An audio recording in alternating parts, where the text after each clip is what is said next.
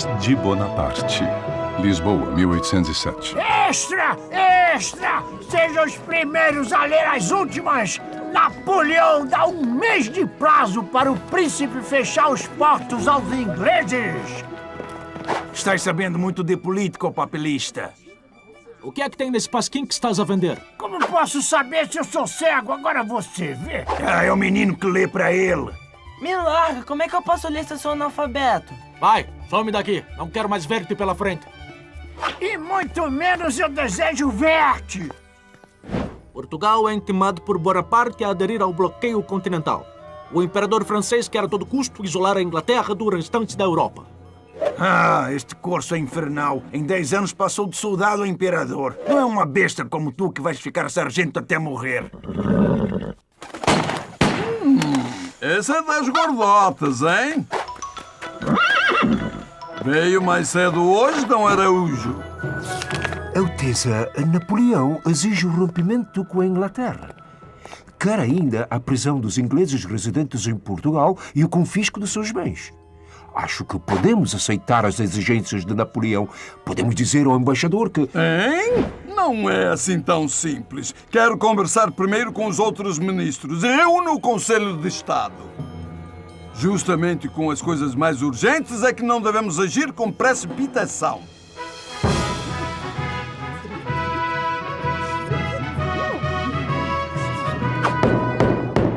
Sua Alteza Real, Príncipe Regente! E os meus conselheiros comecem a aconselhar. Majestade, não podemos romper com os ingleses. Temos uma aliança de séculos. O prejuízo comercial seria enorme. Temos que resistir aos franceses. Resistir a Napoleão. A Europa inteira se rendeu às suas forças. Vossa Alteza conheceis bem o estado lastimável das nossas tropas. Não metem medo a ninguém. Se franceses e espanhóis nos atacam juntos, estamos lascados. Majestade, a solução pode estar num caminho até hoje nunca trilhado por outro monarca português ou por nenhum outro rei da história. Não pode ser pior do que este dilema. Diga lá, Dom Rodrigo, que caminho é este? Mudar a corte para o Brasil. Hein? Mudar para o Brasil? Para a nossa colônia americana? Quem? Nós, a Nossa Alteza Real? Vossa Alteza Real, Vossa Real Família e todo o governo. Estás a aconselhar uma fuga ao Dom Rodrigo? Uma mudança provisória de capital, Majestade. Portugal não é nem a melhor nem a mais essencial parte do Império Português e vive constantemente ameaçado por nações inimigas e pressionado pelas amigas. O Império Português, que também chega até a África e a Ásia, pode ser governado de qualquer lugar nas colônias e assim ser mais integrado. Não é uma ideia nova, Alteza. O padre Vieira sonhou com a corte no Maranhão. Pombal chegou a preparar naus para a mudança. Não é um simples passeio, Dom Rodrigo. Temos que considerar os perigos de uma viagem marítima. Uma solução menos drástica, Alteza, seria enviar apenas vosso filho, o príncipe herdeiro, para o Brasil. Perde-se o reino, mas preserva-se a coroa e a dinastia. Palácio de Queluz. Ai, acudam! Ai, que os demônios estão a me levar! Calma, minha mãe. É o Joãozinho, seu filhinho. Desde que a rainha Dona Maria I foi declarada incapaz de governar por problemas mentais, o príncipe Dom João é o regente.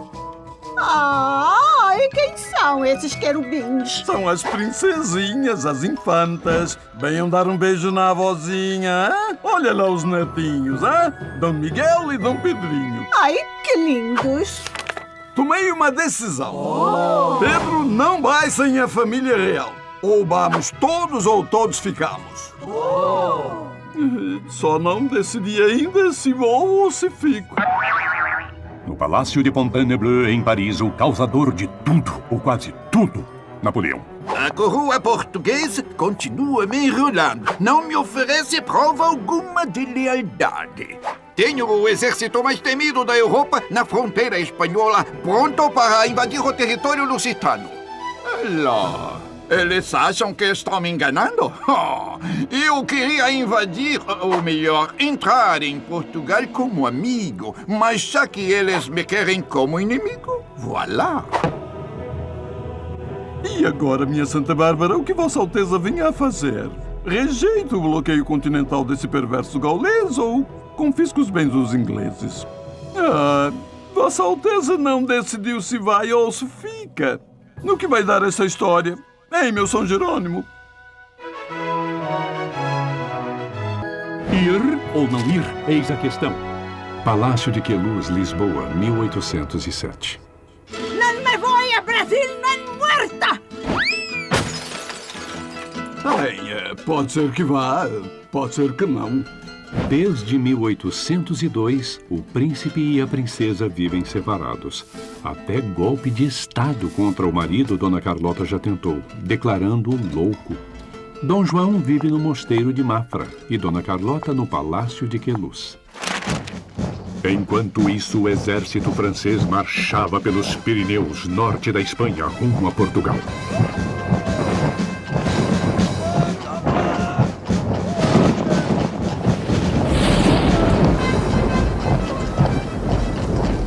Em Lisboa... Alteza, o nosso embaixador acaba de chegar da França com mais notícias. Se Portugal não fizer... O que eu quero? A Casa de Bragança, dentro de 2 meses, deixará de reinar na Europa. Estas são palavras de Napoleão. E nada que Dom João fizesse agora ia deter Napoleão. Foz do Rio Tejo, Lisboa. Não, os ingleses! Dom João fica do lado dos ingleses, não se submetendo aos caprichos de Napoleão. Os britânicos escoltam a frota portuguesa, fazendo jus à aliança do passado. Sir Sidney Smith, aceita refugiado britânico? Lord Strangford, quer me explicar se nós ingleses somos inimigos ou guarda-costas de Portugal? Well, até onde eu sei, estamos tentando ludibriar Napoleão com uma aparência de guerra. Minhas ordens são bombardear Lisboa e capturar a frota caso o príncipe regente se recuse a ir para o Brasil. Quais as chances do príncipe decidir não embarcar? Eu diria que 50%. Aposto 1 libra a 1 shilling que ele fica. Fechado.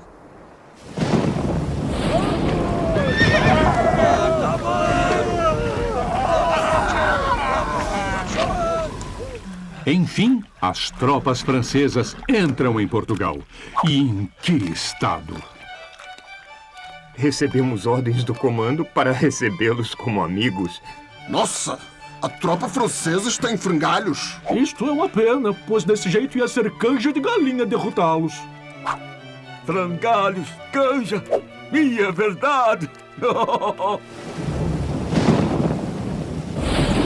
Alteza, o exército francês já está em Abrantes. Acabo de receber o jornal de Napoleão. Talvez esta leitura ajude Vossa Alteza Real a tomar uma decisão. A Casa de Bragança cessou de reinar, então comecem a mudança, ora pois. A guia! Só embarca quem tiver a guia assinada pelo intendente pagador. Abram alas para a Duquesa de Cadaval! Abram alas para o Marquês de Alegrete! A corte portuguesa embarca às pressas para o Brasil. Num cais afastado, um coche discreto não revela a importância dos passageiros. Não corram tanto! Vão pensar que estamos a fugir! Calma, minha mãe. Querendo eu evitar as funestas consequências que se podem seguir de uma defesa servindo só para derramar sangue... Tenho resolvido, em benefício dos meus vassalos, passar com a rainha minha senhora e mãe e com toda a real família para os Estados da América. E estabelecer-me na cidade do Rio de Janeiro até a paz geral. Vai-te mesmo! Levantar ferro! Ah, mas este é um país de marmelada! Içar a Bela Grande! Vai, príncipe dos macacos!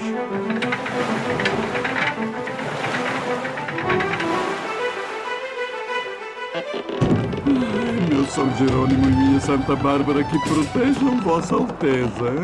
Velho babão! Lisboa, 29 de novembro de 1807, 7 horas da manhã.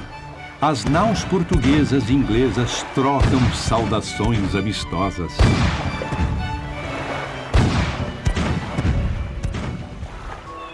Fugiram os velhacos para a terra dos macacos. Vieram os ladrões para a terra dos cagões. D'accord. São os covardes mesmo. Venceram a batalha, mas não ganharam a guerra. Portugal será mil. Bom voyage, Don John. Au revoir, monsieur. Homens ao mar. Oceano Atlântico, próximo ao litoral da Europa. Com o vento soprando do sudeste, o comboio com a família real portuguesa foi obrigado a navegar para o norte e oeste. Desarmem o bastalhão e as ventas! Vamos seguir só com a vela grande! O cometa está cheio de passageiros e as infiltrações começam a aparecer!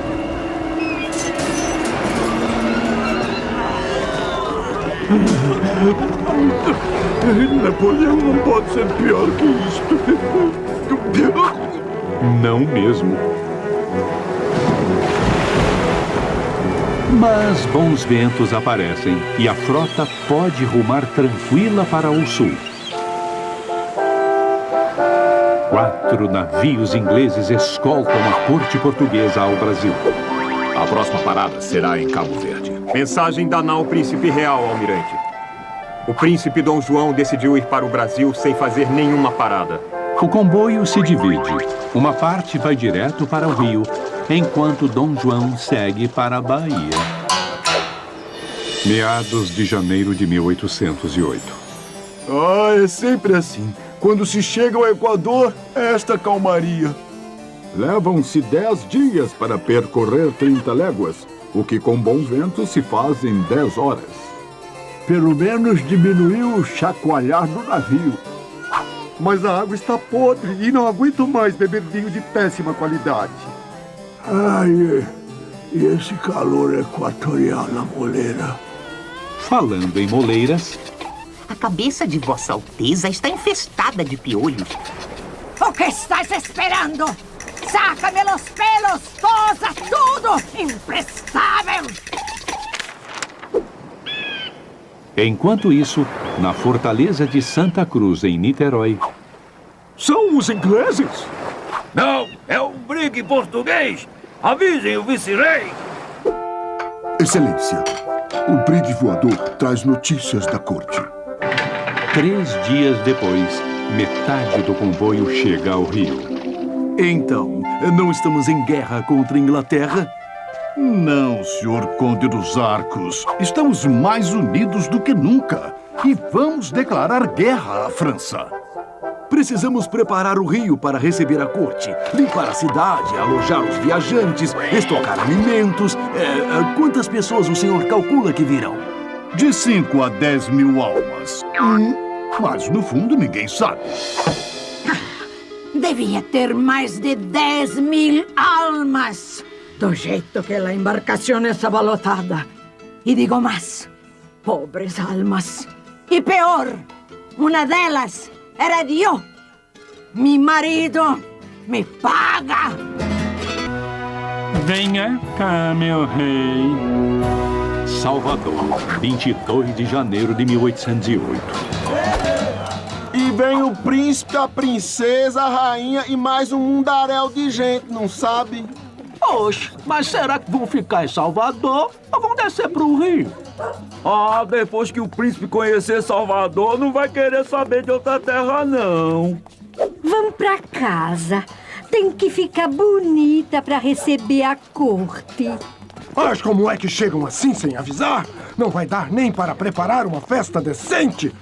Mande desocupar o palácio e a casa de relação. A cidade de São Salvador, que até 1763 havia sido a capital da América Portuguesa, se prepara às pressas para receber os ilustres visitantes. Esta terra é uma maravilha, digna de Vossa Majestade. Se tivéssemos sido avisados antes, Vossa Majestade teria uma recepção inesquecível, com os quitutes da terra, acarajé, abará. Fica, meu rei. Mas sou o príncipe regente, pois não?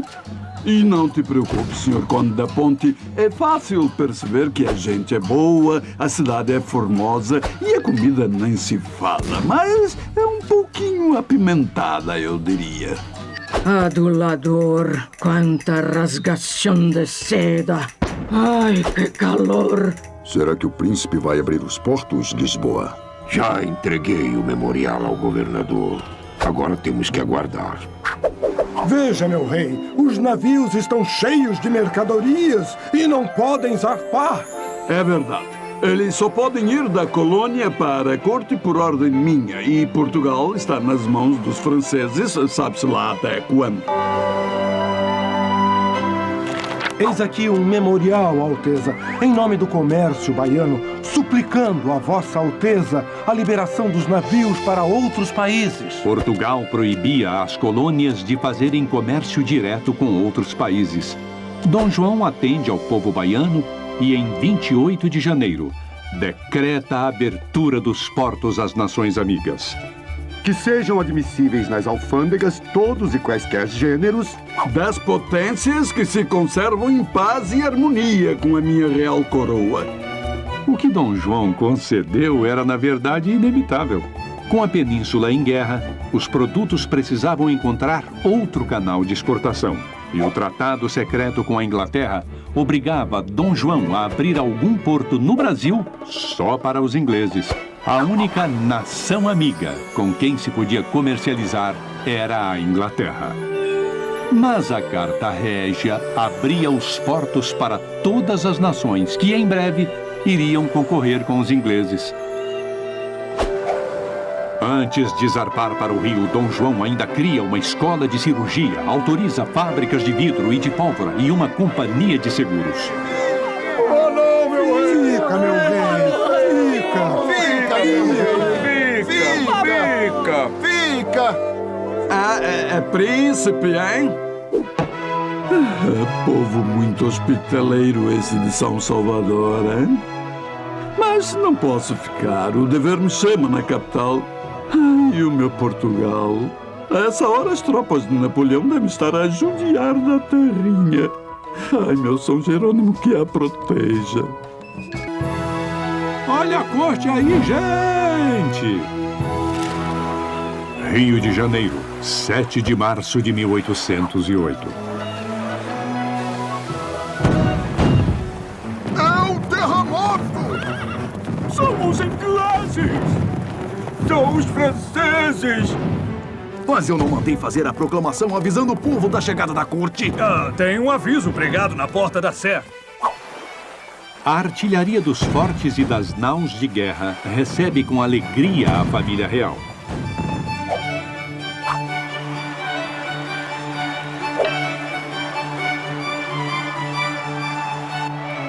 O Rio, apesar de ser a sede do vice-reinado, não era uma cidade tão rica como Salvador. As tapeçarias procuravam disfarçar a simplicidade das casas.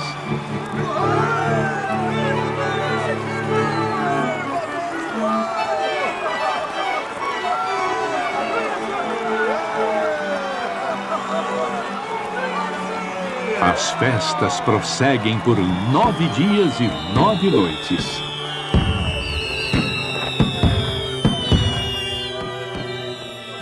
Mulher, estamos feitos. Com a vinda do príncipe, vou me tornar fornecedor da Casa Real. Espero que o príncipe seja melhor pagador que o vice-rei. Ora, se não pagar, serei credor da coroa, o que não é de se desprezar. Nossa posição social vai mudar para melhor. Você será convidada para os bailes da corte, seremos barões, viscondes, marqueses. Eu, marquesa? Pagando ou não, mal posso esperar para fazer favores ao príncipe. O senhor tem 24 horas para deixar sua casa para dar abrigo aos membros da comitiva do príncipe real. Assim se resolvia o problema de encontrar habitação para os milhares de portugueses recém-chegados. Olha lá, mais uma propriedade real. Não, é prédio roubado. Que nada, ponha-se na rua. O Porto do Rio de Janeiro não estava preparado para receber de um dia para o outro navios do mundo inteiro. Quanto movimento! Não para de chegar e sair navio. É que agora os navios de Londres, África, Oriente e até da Oceania vêm para o Brasil sem precisar passar por Lisboa. As mercadorias estrangeiras estão a preço de banana. E o preço da banana foi para as nuvens. É a lei da oferta. Os navios que partem querem encher os porões com produtos do Brasil. Falta açúcar, banana, fumo, café e o preço aumenta. Os aluguéis também subiram. Pudera, o rio está entupido de gente. E não para de chegar a Portuga. E eu que achava que com a vinda da corte viveria que nem rei. Os produtos brasileiros estão caros. E os importados não nos servem. O que eu vou fazer com patins de gelo? Vou transformá-lo em maçaneta de porta? O Brasil é mais da Inglaterra do que dos portugueses. E o povo brasileiro, como é que fica? Uma corte brasileira, com certeza. Rio Doce, sul da Bahia. Os ataques dos índios atrapalhavam os planos da coroa de navegação dos rios. Uma carta régia do príncipe decreta que... Havendo demonstrado quão pouco útil era o sistema de guerra defensiva, deveis considerar principiada contra estes índios antropófagos uma guerra ofensiva, sempre todos os anos nas estações secas. Os conflitos entre portugueses e os povos indígenas perdurariam por muitos anos. Enquanto isso, na sala do trono, Dom João recebe seus súditos para a cerimônia diária do beijamão. Mas é assim, tudo misturado?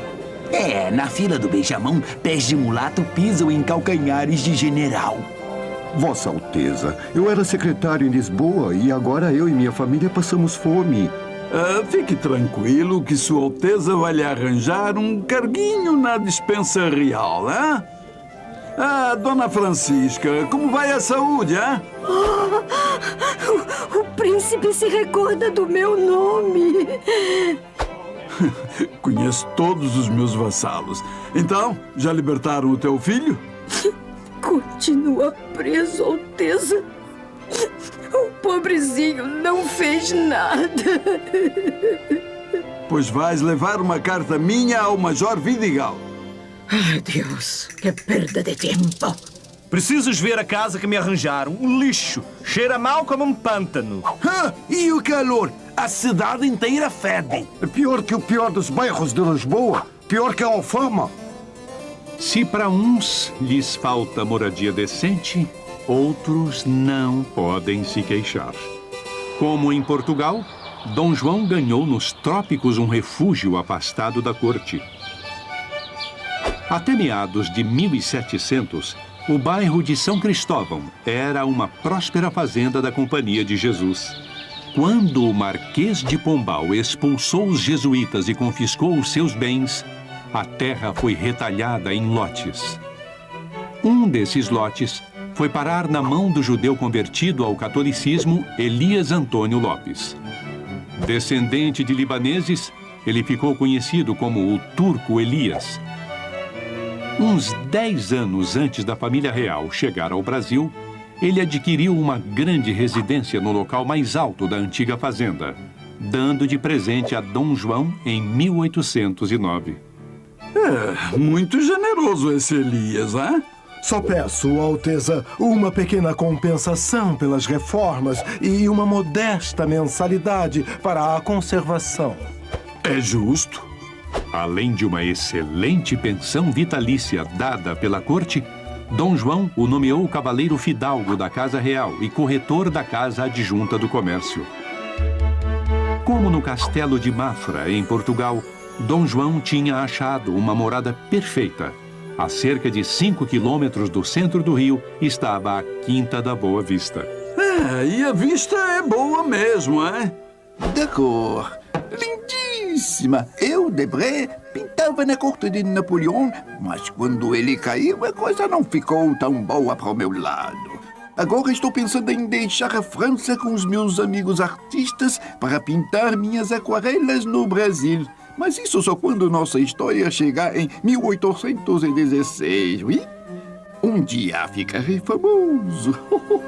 A bientôt! Uma igreja, um jardim e muitos títulos, ora pois. Rio de Janeiro, Horto da Fábrica de Pólvora. Pedrinho, prova esta cana, Pedrinho. Hã? Docinha, hein? Mais doce que a cana comum. É a cana de caiena. Cana caiena? Que engraçado. Daí vem a cana caiana. O governador da Guiana mandou para comemorar nossa vitória sobre a França. Conquistar a Guiana Francesa era uma ideia antiga. Assim que chegou ao Rio, Dom João declarou guerra à França. Mas eles lá e eu cá, hein? As forças luso-britânicas desembarcaram em Cayena, capital da Guiana Francesa, no início de janeiro. Vamos! Depois do combate, o governador francês rendeu-se em 1809. Foi a vingança de Dom João contra Napoleão. Além da cana, o governo da Guiana Francesa enviou também a noz moscada, o cravo da Índia, a caramboleira, o abacateiro e a fruta-pão. Essa nossa vitória sobre a França rendeu frutos mesmo, hein? O horto foi uma criação do chefe da fábrica de pólvora que Dom João transformou em jardim botânico em 1811. Ele foi inspirado nos moldes do Jardim Botânico da Ajuda, em Lisboa, onde já se colecionavam plantas do mundo inteiro e se faziam experiências para fins econômicos e medicinais.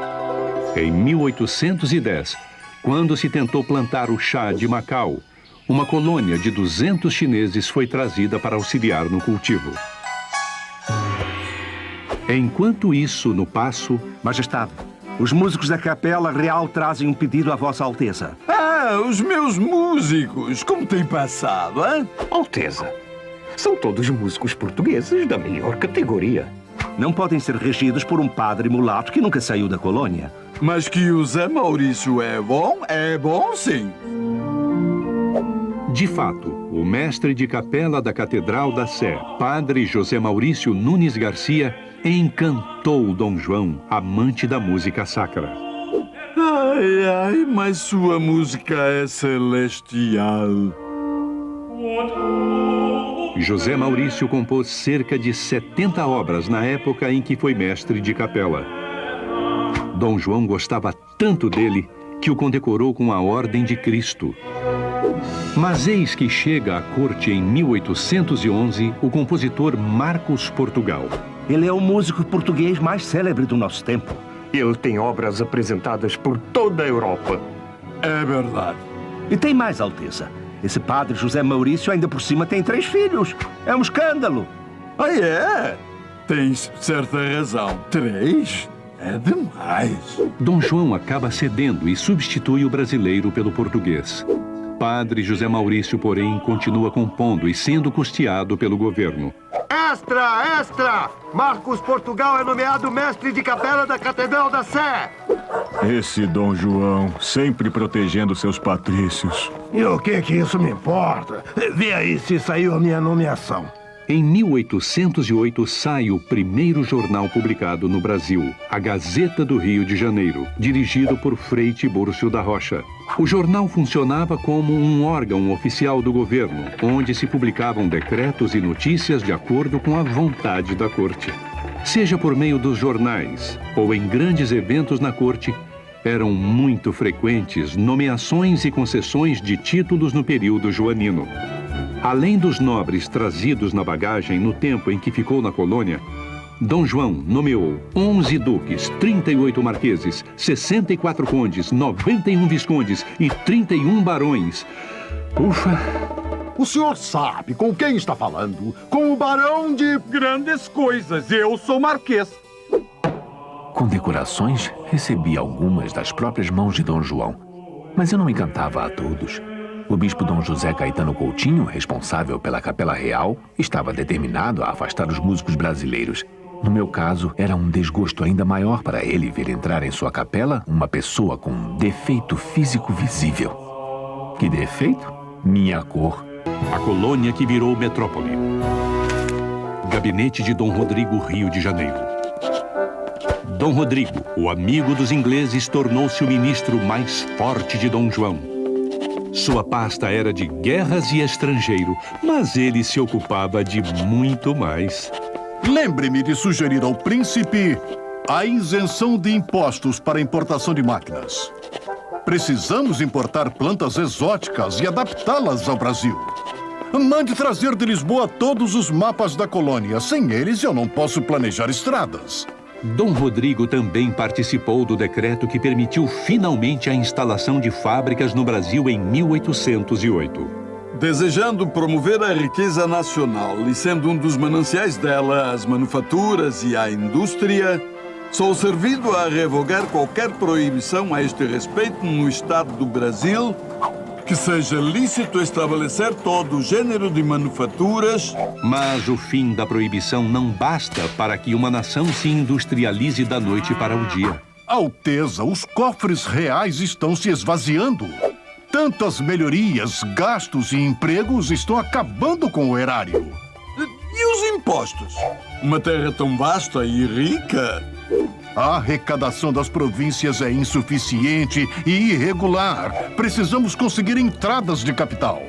E assim, Dom João assina o decreto que cria o Banco do Brasil, que só entra em vigor um ano depois. Mas ainda faltam ao Brasil trabalhadores preparados e meios adequados de transporte, laboratórios, fornecimento de água e esgotos. O regime de escravidão não era mais tão rentável quanto antes. O alto custo de um escravo daria lugar, num futuro próximo, à força de trabalho do imigrante europeu. Dom Rodrigo, a Grã-Bretanha exige, sem negociação, que todos os monopólios sejam suspensos no tratado comercial. Exige? Num acordo, ambos os lados devem ceder. Não posso taxar em 15% os artigos ingleses, enquanto os nossos pagam 16%. Alteza, a Inglaterra espera ser recompensada pela proteção durante a travessia de Portugal ao Brasil. Mas eu já condecorei os almirantes e até a chácara Smith eu dei. Este tratado é leonino, um absurdo. Dom Araújo está fora do ministério desde que chegou ao Brasil e não pensa como Dom Rodrigo. Alteza, os ingleses querem entrar com qualquer produto manufaturado em nossos portos. Isso seria desleal com nossos produtos. Dom Araújo, talvez seja melhor não assinar. Havia apenas um assunto em que o príncipe era irredutível. Com os escravos não se mexe, hein? Dom João temia desagradar traficantes, donos de engenho e mineradores, pois todos lucravam com o tráfico. Em 1807, o parlamento inglês abole o comércio de escravos na Inglaterra e começa a pressionar outras nações. É chocante aos olhos de Deus contemplar nossas criaturas irmãs em cativeiro expostas nuas e vendidas como gado. Mas as nossas colônias ficarão em desvantagem. Nossos concorrentes continuarão usando mão de obra escrava. Então todos os países deverão abolir o tráfico. Alteza, os Estados Unidos e a Dinamarca não traficam mais escravos. É uma tendência mundial. Bem, então, que seja bem gradual. De fato, ainda ia demorar muito para se conseguir algum progresso na questão dos escravos. Só em 1850, 24 anos depois da morte de Dom João, é que o tráfico foi proibido pela lei Eusébio de Queiroz. E a bisneta de Dom João, Princesa Isabel, só assinou a Lei Áurea em 1888, abolindo de vez a escravidão no Brasil. Mais de 10 milhões de negros africanos foram trazidos para as Américas. E se antigamente nós lutávamos pela liberdade, hoje brigamos por uma sociedade mais justa. Vida de negro é difícil. Pintando os Brasis. Congresso de Viena, Áustria, de outubro de 1814 a junho de 1815. Napoleão finalmente tinha sido derrotado. Então, embaixadores das grandes nações europeias se reúnem para redefinir o mapa da Europa e restaurar o antigo regime dos reis absolutos. O reino de Hanover abre mão do ducado de Lauenberg em troca do bispado de Münster. A Inglaterra devolve as Índias Orientais, mas fica com Malta, Trinidad e Cabo da Boa Esperança. O modesto Portugal, com seu regente exilado na colônia, não tem muito poder de barganha no meio das potências. Vai ser difícil conservar a Guiana. Tentemos ao menos obter de volta a Olivença. E a Inglaterra continua nos pressionando para acabar com o tráfico negreiro. E eis que surge Talleyrand, ex-chanceler de Napoleão e amigo de Dom Araújo, o ministro afrancesado de Dom João. Se me permite um conselho, as reivindicações do seu príncipe teriam mais força se o Brasil fosse elevado a reino. Assim, ele seria novamente um monarca em seu trono.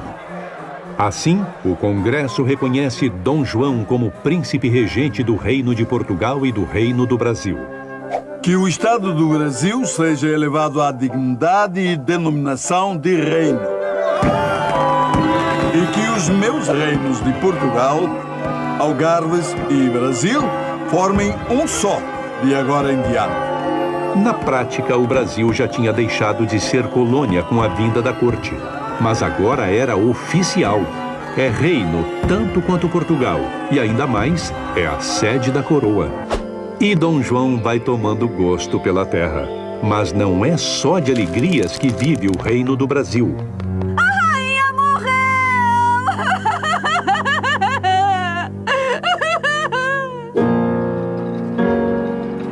Carlota Joaquina e Dom João têm um novo desafio: assumir o papel de rei e rainha.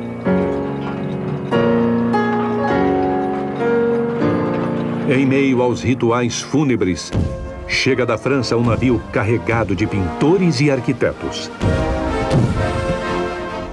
São artistas que serviam a Napoleão e agora pedem asilo ao rei do Brasil. Essas malas são suas, Debré. Dom Araújo, ministro e conselheiro do rei, achou que era uma boa oportunidade para afrancesar a corte. E vem bem a calhar com os planos da coroa em criar uma escola real de ciências, artes e ofícios. Ora, o pleno desenvolvimento de um reino depende também do estudo das belas artes, com aplicação nos ofícios mecânicos. Eram artistas com habilidades diversas, liderados por Joaquim Le Breton, o arquiteto Grandjean de Montigny, os pintores Debré e Tonnet, os escultores Irmãos Ferrez e muitos outros. Fazem retratos, medalhas, prédios e monumentos que embelezam a capital do reino, o Rio de Janeiro. Mas a academia, aprovada em decreto, custa a sair do papel. Faz 5 anos que chegamos e até agora nada. É, Tonnet. E esse novo diretor português que nomearam para a academia? Debré, você acredita que eu ainda não consegui falar com ele? Mas ele já fala mal de nós para todo mundo. Nem na corte de Napoleão passávamos por isso, Montigny. Depois de muita rivalidade entre portugueses e franceses, a Academia Imperial de Belas Artes é inaugurada em 1826, quando Dom João não estava mais no Brasil. Debré inovou, pois não pintou apenas a nobreza, retratou também os escravos, os índios e os populares daquele período, fazendo um verdadeiro registro do cotidiano do país em que ele viveu 16 anos. Quando eu cheguei, confesso, fiquei espantado. Pensa que foi fácil lidar com uma realidade totalmente diferente do que eu estava acostumado?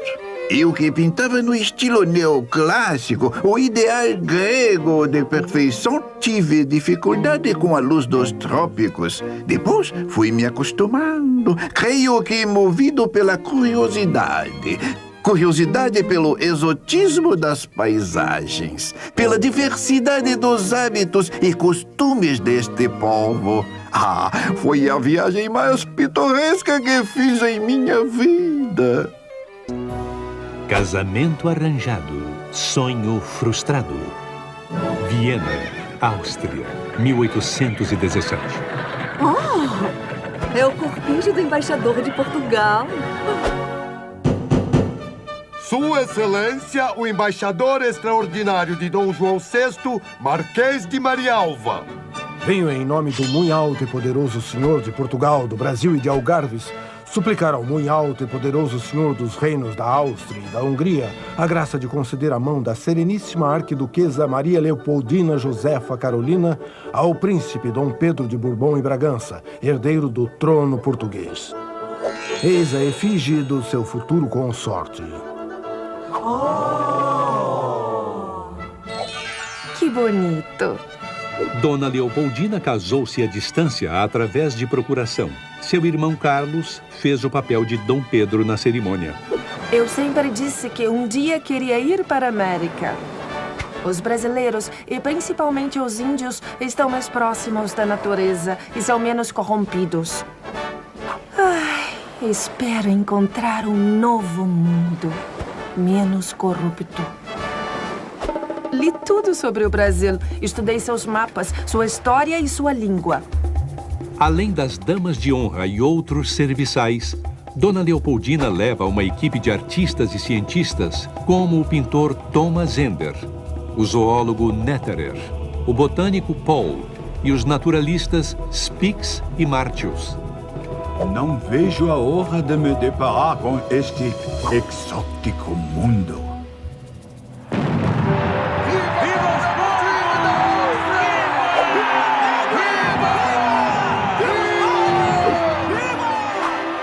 Meu marido é bonito como o retrato que vi.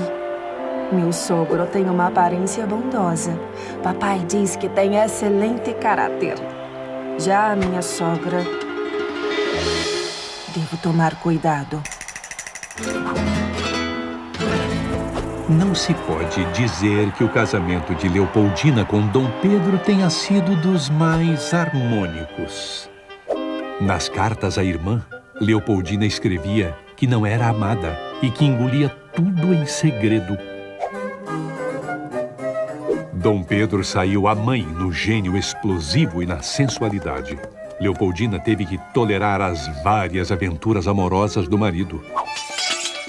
O nível cultural do príncipe também deixava a desejar. Sua educação se resume às artes militares e à música. Já Leopoldina era praticamente uma cientista amadora. Gostava de botânica e mineralogia. A paixão pelos cavalos era uma das poucas coisas que tinham em comum. Leopoldina cumpriu com zelo seus deveres de Estado. Deu ao príncipe quase um filho por ano, até sua morte em 1826, aos 29 anos. Nossa vida realmente era muito limitada. Eu, que fui uma imperatriz, não podia fazer tudo o que era de minha vontade. Imagine as outras senhoras que viam a vida através de treliças de madeira colocadas na janela e só saíam para ir à igreja. Ah, Leopoldina, de ti eu não tenho o que reclamar. Mas pena que eu não posso dizer o mesmo. Que disse? Nada, minha querida sogra.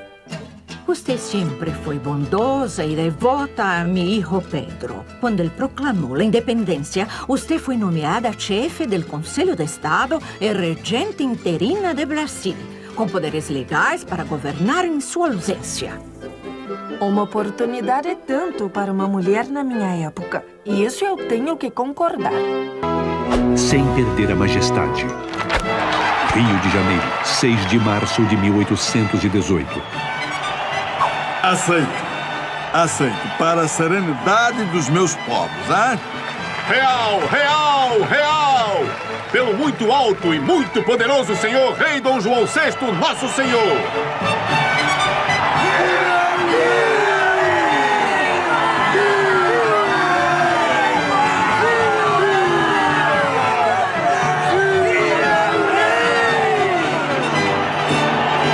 A aclamação de Dom João VI, o tornando oficialmente rei, foi comemorada o ano inteiro com missas, manobras militares, danças e representações teatrais.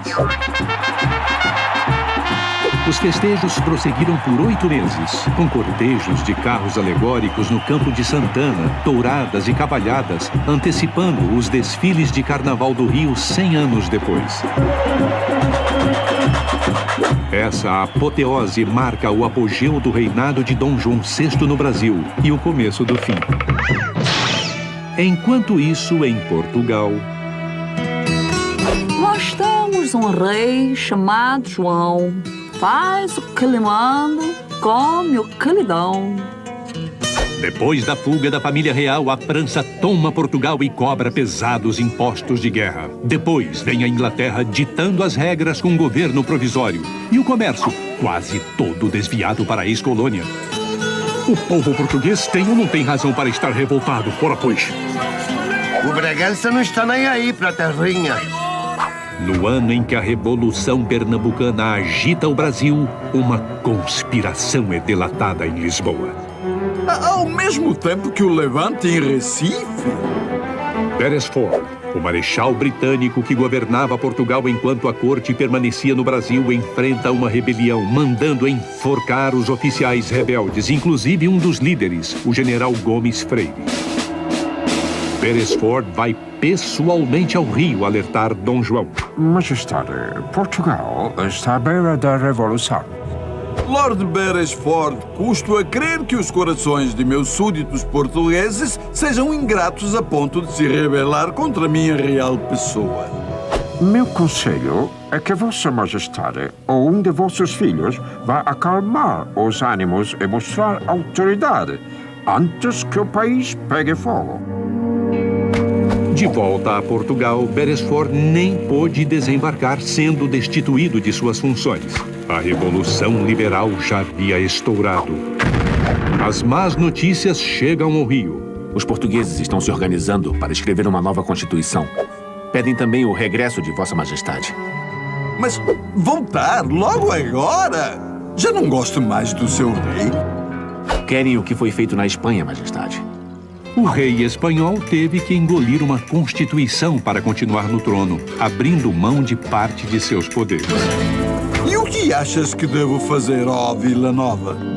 Vossa Majestade não deve deixar o Rio. Receba as queixas e depois mande um representante a Lisboa. A novidade chega ao Rio e se espalha pelo Brasil. Estourou uma revolução no Porto. Vão escrever uma nova lei em Portugal. E o rei vai ter de obedecer a ela. Eles é que estão certos. Aqui não. A vontade do rei é a lei.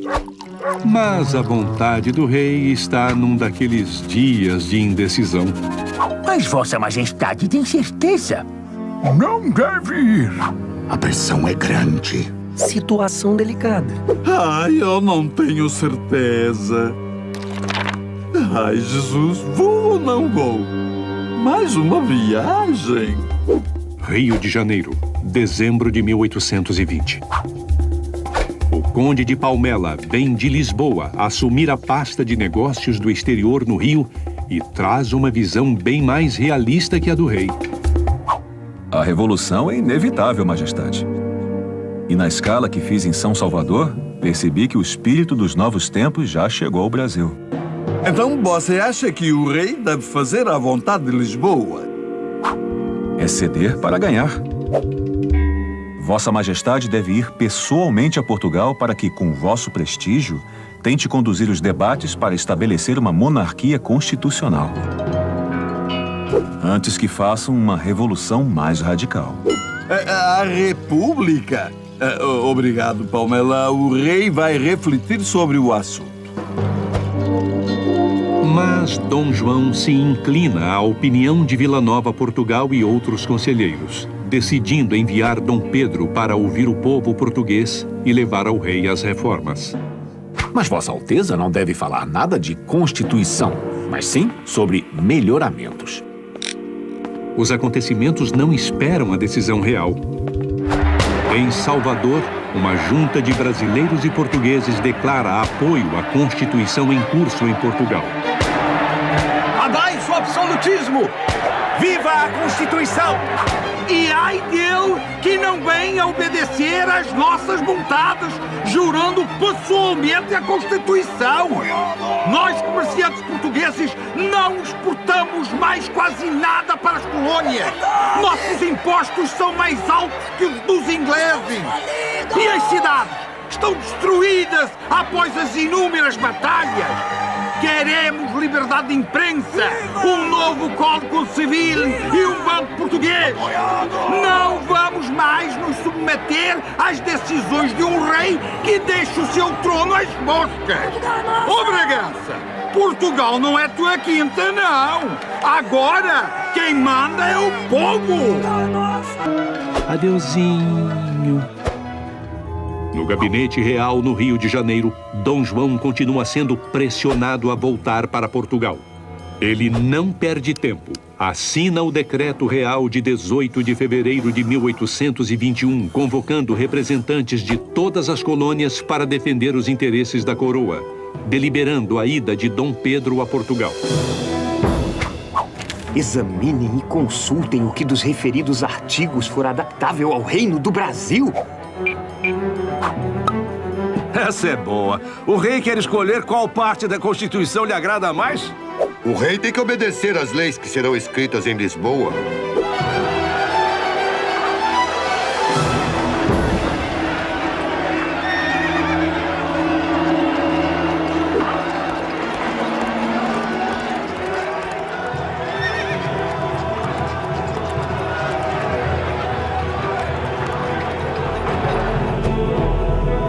Dom Pedro, avisado com antecedência da rebelião, tenta ler um decreto do rei.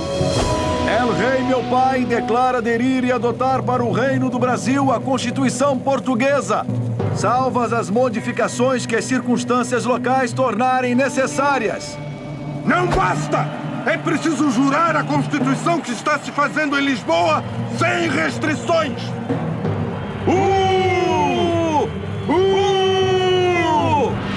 O príncipe leva as exigências das tropas para Dom João. Há um mês, Dom Pedro só pensava em música e cavalos. Estaria ele pronto para assumir a dianteira dos acontecimentos? Horas depois, Dom Pedro traz o novo decreto do pai. E o novo ministério de 12 homens nomeados por nós? Meu pai aceitou. Então jure! Juro em nome de El Rei, meu pai, meu senhor, observar, guardar e manter perpetuamente a Constituição, tal qual se fizer em Portugal. Viva Dom João! Viva o rei! Viva! Viva Dom João! Viva o rei! Viva o príncipe! Já juraste por mim, filho. Por que devo ir? Os revoltosos só vão se convencer com a vossa presença. Tem certeza de que eles vão respeitar a minha real integridade? Ai, filho, vai que me cortem a cabeça. Viva Dom João! Viva o rei! Viva! Viva Dom João! Viva o rei! Viva o príncipe! Juro observar a Constituição tal qual se fizer.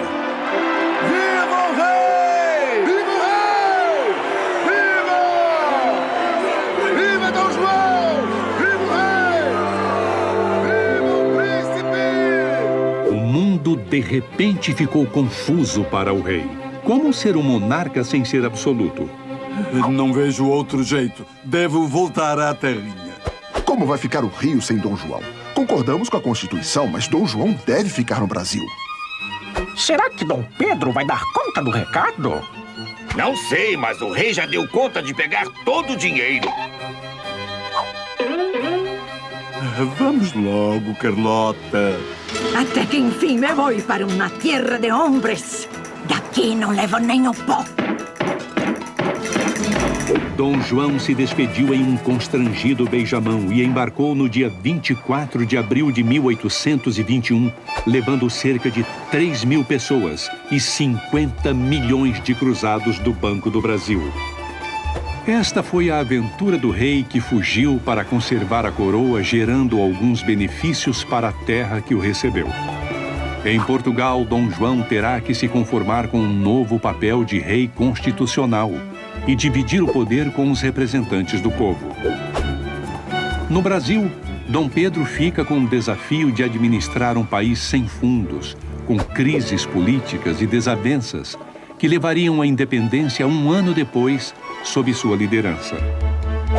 Pedro, se o Brasil se separar de Portugal, antes que seja para ti que me has de respeitar, do que para algum desses aventureiros. De certa maneira, devemos a nossa emancipação a um rei bonachão e astuto que gostava de música, sombra e água fresca. Vou sentir saudades desta terra.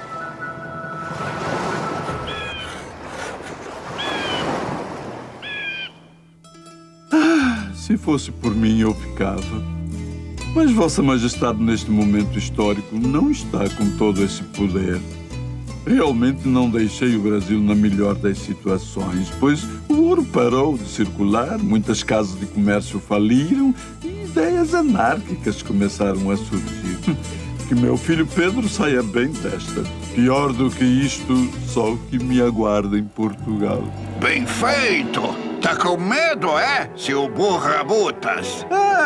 Napoleão, você está aí, é? Pois saiba que tu foste o grande causador disto tudo. Não tenho culpa se fugir é sempre sua única solução. Não tem pulso firme para resolver seus problemas como ele. Desculpe interromper, mas Vossa Majestade teve pulso firme sim, para raspar os cofres, não deixando um tostão para nós brasileiros. Assuntos referentes ao Brasil, agora faça o favor de tratar com Dom Pedro, viu? Oh, seu filhinho agora quer ser imperador? Família insolente. Mas tenho que admitir que Dom João foi o único que me enganou. Então, au revoir. Adeusinho, viu? Essa historinha que você acabou de assistir é baseada no livro em quadrinhos Dom João Carioca. Os autores levaram muitos anos pesquisando os detalhes do período joanino para serem fiéis à história o máximo possível. Esta é a ilustração do Porto do Rio de Janeiro. E esta é uma obra de Debré, retratando o momento da despedida.